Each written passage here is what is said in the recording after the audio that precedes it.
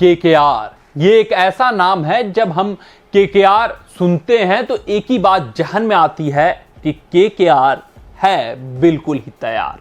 लेकिन राजस्थान रॉयल्स के खिलाफ हुए मुकाबले में केकेआर के ही 3 बड़े दिग्गज खिलाड़ियों ने केकेआर को ही कर दिया बेकार। जी हां, आपने बिल्कुल ठीक सुना, एक जीता जिताया मैच, जहां पर पहली पारी की समाप्ति के बाद पूरी टीम मैनेजमेंट, पूरा केकेआर टीम, केकेआर का खैमा और हर एक खिलाड़ी पूरी तरीके से आश्वस्त हो चुका था कि जीतेंगे तो हम ही, क्योंकि हम हैं पूरे तैयार। लेकिन उनके 3 खिलाड़ियों ने ठान लिया था यह बताने के लिए, जताने के लिए कि केकेआर है बेकार। तो यहां पर अपने इस रिपोर्ट में हम बात करने वाले हैं कि कैसे केकेआर टीम जीता जिताया मुकाबला हार गया, कौन है उनके इस हार के 3 बड़े गुनहगार जिन्होंने किया है केकेआर को राजस्थान रॉयल्स के खिलाफ बेकार। इन सभी बातों पर चर्चा करेंगे, उन 3 खिलाड़ियों के प्रदर्शन पर गौर फरमाएंगे, सोचने समझने और परखने की कोशिश करेंगे कि कैसे ये 3 खिलाड़ी अपने ही टीम के लिए विलेन साबित हो गए। लेकिन इस वीडियो में आगे बढ़ने से पहले आप सभी व्यूअर्स से यही आग्रह है, यही अनुरोध है कि अगर आपको हमारे अपडेट्स पसंद आते हो तो वीडियो को लाइक, चैनल को सब्सक्राइब, हाँ फेसबुक पेज पे अगर आप वीडियो देख रहे हो तो फेसबुक पेज पे कमेंट जरूर डाल दीजिएगा कि इन तीनों में से सबसे बड़ा गुनहगार खिलाड़ी कौन है। आइए सबसे पहले सबसे बड़े गुनहगार खिलाड़ी के ऊपर चर्चा कर लेते हैं। यह है कप्तान श्रेयस अय्यर। भैया अब श्रेयस अय्यर, ऐसा प्रतीत हो रहा है मुझे, ऐसा महसूस हो रहा है मुझे कि ये भार हो गए हैं केकेआर टीम के लिए। भार कई कारणों से मैं आपको बताते चलता हूं, आपको समझाते चलता हूं, शायद आपको बात ये समझ में आ जाए। अगर केकेआर टीम का बैटिंग लाइनअप देखेंगे तो सुनील नरेन ओपनर, किसके साथ? फिल साल्ट के साथ। नंबर 3 पर अंक्रिश रघुवंशी, बहुत ही छाप छोड़ा है, बहुत ही होनहार बल्लेबाज हैं और एक ऐसे बल्लेबाज की नंबर 3 पर दरकार थी जो कि अगर शुरू में विकेट गिरे तो पावर प्ले ओवरों का इस्तेमाल कर ले जाए और स्पिनर्स को अच्छे तरीके से खेले। लेकिन फिर यहां पर अंक्रिश रघुवंशी जब नंबर 3 पर सेट हो गए हैं तो ये जो श्रेयस अय्यर का स्लॉट है वो कुछ समझ से परे है।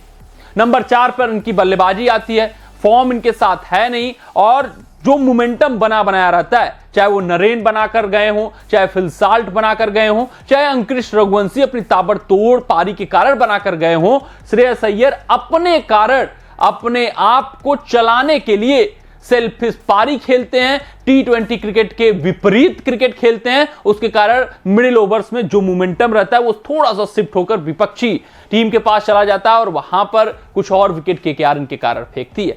उससे भी बड़ी बात, उससे भी खास बात, ये मोमेंटम वाली बात नहीं है। ये बात है कि इस श्रेयस अय्यर के कारण वेंकटेश अय्यर का बलिदान दिया जा रहा है। रिंकू सिंह कहीं पर भी समीकरण में नहीं आ पा रहे हैं। रिंकू सिंह आप नाम तो सुने ही होंगे, ये T20 वर्ल्ड कप के दावेदार हैं, लेकिन आईपीएल 2024 में रिंकू सिंह 18वें ओवर में बल्लेबाजी करने आ रहे हैं, कभी 19वें ओवर में, कभी 4 गेंद खेलकर जा रहे हैं, कभी 9 गेंद, कभी 8 गेंद। क्या रिंकू सिंह को आपने राहुल तेवतिया बनाकर रखा है? बात समझ से परे है। ये रिंकू सिंह भारतीय टीम के फिनिशर के तौर पर देखे जा रहे हैं। गौतम गंभीर क्या सोच रहे हैं, क्या समझ रहे हैं, क्या परख रहे हैं रिंकू सिंह को लेकर, ये भैया समझ में नहीं आ रहा है। चीजें काफी कठिन, काफी दुश्वार हो गई है सिर्फ और सिर्फ श्रेयस अय्यर के लिए। वेंकटेश अय्यर जो पिछले साल शतक ठोक चुके हैं, जो पिछले साल इस बैटिंग लाइनअप के बैकबोन थे, और अगर हम बात करें शुरुआती मुकाबलों में तो भैया जब टॉप 3 में वो बल्लेबाजी करने आए थे तो वहां 50 भी जड़ चुके हैं, मुकाबला भी इस संस्करण में केकेआर को जिता चुके हैं। अब सिर्फ और सिर्फ श्रेयस अय्यर के कारण उनको बल्लेबाजी करने का मौका नहीं मिल रहा है, उनको अपना रोल नहीं पता चल पा रहा है। वही बात करें रिंकू सिंह की तो इसी श्रेयस अय्यर के कारण उनका भी बलिदान दिया जा रहा है, उनको भी गेंदें खेलने को कम मिल रही हैं और शायद अगर श्रेयस अय्यर को अब बाहर करके रिंकू को नंबर 4 पर खिलाएंगे तो केकेआर टीम और भी मजबूत, और भी सशक्त, और भी सुदृढ़, और भी भयावह नजर आएगी। तो ये श्रेयस अय्यर भैया बहुत ही बुरे दौर से गुजर रहे हैं और बतौर कप्तान ये केकेआर टीम पर भार बन चुके हैं। बात करें अगर हम दूसरे खिलाड़ी की तो इनका नाम है मिचेल स्टार्क। पहले प्रणाम कर लीजिए, नमन कर लीजिए। और बात इनकी है 50 रन खर्चे हैं 4 ओवरों में, और जब भी केकेआर टीम इस आईपीएल के संस्करण में भैया बुरे दौर में रही है, जब भी मोमेंटम लॉस करती हुई नजर आई है, तो उसका सिर्फ और सिर्फ एक कारण रहा है मिचेल स्टार्क की गंदी गेंदबाजी। बद से बदतर इनका प्रदर्शन होते आया है इस आईपीएल 2024 में। ये 24.75 करोड़ की बोली लगाकर केकेआर टीम में आए हैं और हंस रहे। इनका देख लीजिए 4 ओवर में 50 रन खर्च करते हैं, विकेट एक भी इनके नाम नहीं आता है। उससे भी बड़ी बात, उससे भी खास बात कि कप्तान श्रेयस अय्यर मिचेल स्टार्क को डेथ ओवरों में यूज करने से कांपते हैं, सोचते हैं। और आप यह समझ लीजिए कि आपका सबसे महंगा गेंदबाज जो कि मैच विनर गेंदबाज है, उसको अगर कप्तान 19वां ओवर नहीं देता है, नहीं देने का मतलब उनको पहले ही पूरे ओवर दे देता है कि आप जाओ 17 ओवर तक खत्म कर लो भैया, पल्ला झाड़ता है उससे। वीक लिंक अगर आपका ये गेंदबाज हो जाएगा तो आपके तेज गेंदबाजी का हश्र क्या है वो आप समझ सकते हैं।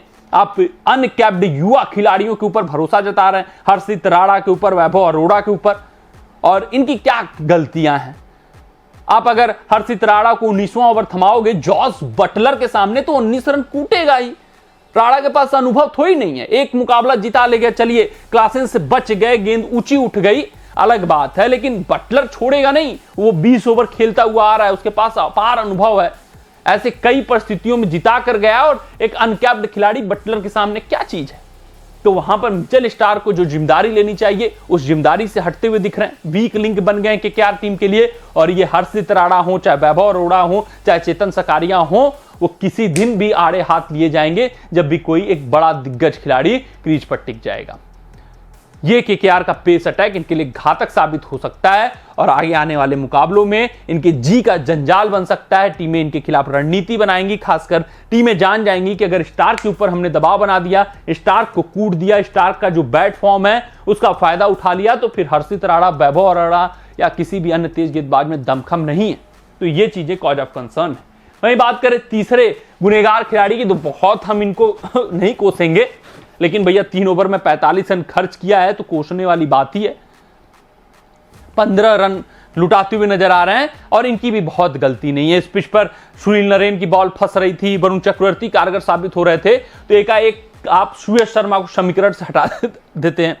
पिछले साल कोलकाता पिच पर सुयश शर्मा थे, पिछले साल कोलकाता पिच पर आपके पास सुनील नरेन थे, वरुण चक्रवर्ती थे, ये 3 लीडल स्पिन गेंदबाज थे। लेकिन इस संस्करण में अगर आप सुयश शर्मा को हटाकर वैभव अरोड़ा पे दाव चल रहे हो तो थोड़ा सवाल ये निशान उठता है। और यहां पर अगर शायद सुयश शर्मा रहते तो चीजें बदल सकती थी, चीजें पलट सकती थी और मिडिल ओवर्स में 1-2 और विकेट आ सकते थे, बटलर अपना विकेट फेंक सकते थे।